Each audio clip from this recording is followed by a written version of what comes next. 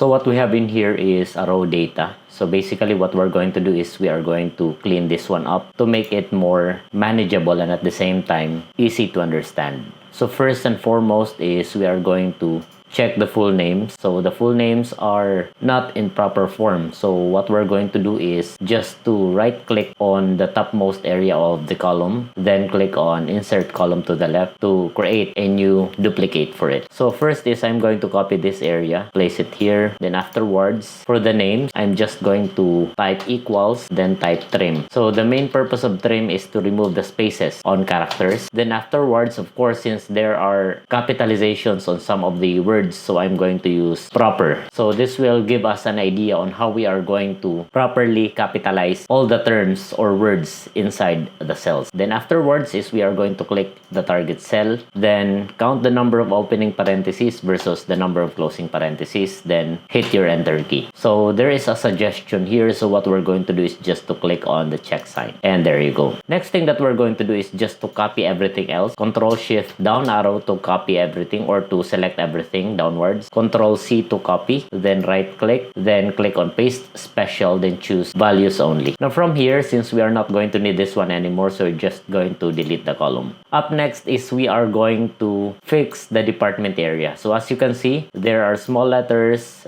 big letters, as well as different terms. So the first thing that we are going to do is to find the unique values. So to find the unique values, first is I'm going to type in equals, then type unique. Then afterwards, I'm going to choose the range. So the range will be this area from this part. Control Shift down arrow, then close. There you go. So as you can see, there are a couple of IT departments, there are a couple of marketing, as well as HR and finance. So we are going to normalize the values. So first is I'm going to highlight everything again, down arrow. Now this will serve as our reference only, guys. So the next thing that we're going to do is just to click on edit, then go to find and replace, or you can use Control H on your keyboard. Now in here, what we're going to do next is we are going to replace some values. So for example, for the IT, I'm just going to provide the target replacement. Then the values are, for example, the small IT. So I'm just going to click this one, copy and paste, match case and search using regular expressions, replace all. Afterwards is this one, the information technology department, paste, replace all. So as you can see, it gets narrower and narrower every time we are going to replace something in here. Okay, then up next is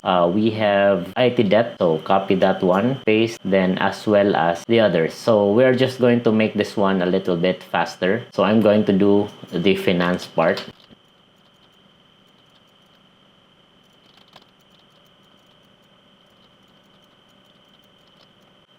Now once everything done, we have noticed that we only have 4 departments. Okay, so now up next is we are going to provide some sort of data validation. So we are going to create a selectable drop down for this one. So to do that, I'm just going to highlight everything downwards, then afterwards go to data, then we have the so-called data validation. So under data validation, I'm just going to click on add rule and leave it like that. So this is some sort of a drop down option from which you have the option to click on a specific department name. So in case a particular individual gets promoted or transferred to a different department, then it's easier for you to manipulate the data. Click on done. Now if you want to add or allow multiple selections, you can just click on this one. So for example, if Jose Lopez is on marketing and finance, then you can do so. So click on done. Now once you're done, click on close, and there you go. Now up next is we are going to deal with removing of duplicate. Now in here, in order for us to remove the duplicate, all you need to do is just to highlight the entire table. So Control A to highlight everything. Then afterwards, I am going to click on data. Then we have the so-called data cleanup. Under data cleanup, click on remove duplicates. By the time you are going to click on remove duplicates, you will be asked if you have a header or none. So I'm just going to click on check, then click on remove duplicate. Then as you can see, no duplicates were found, then click on OK. So I think it was already being removed, or it has been removed already. Then up next is we are going to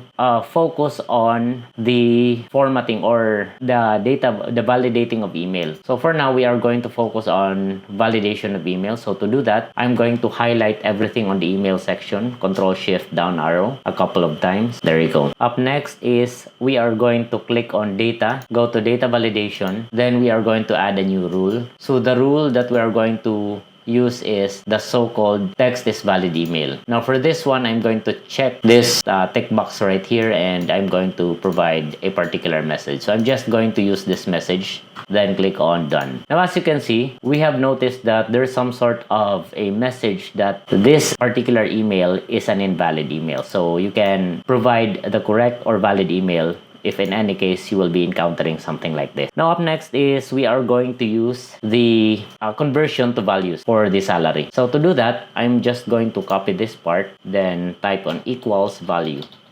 So if you're not familiar what type of value this is, so you can just use equals value to convert it to a machine or computer readable value. Close parenthesis, there you go. Then click or commit the suggestion, and this is how it's going to look like. Now this is a whole number value. So what we're going to do next is just to select everything else, then go to format, then change the number to something like accounting or currency. So I'm going to use currency for this one, and there you go. If you want to change the currency symbol, so you can just go back to format, click on number, then custom currency. So for this one, I'm going to use Philippines, so PH, then select the first string, then click on apply, and we're done. Now for this one, since we're almost finished with everything else, so the next thing that we're going to do right now is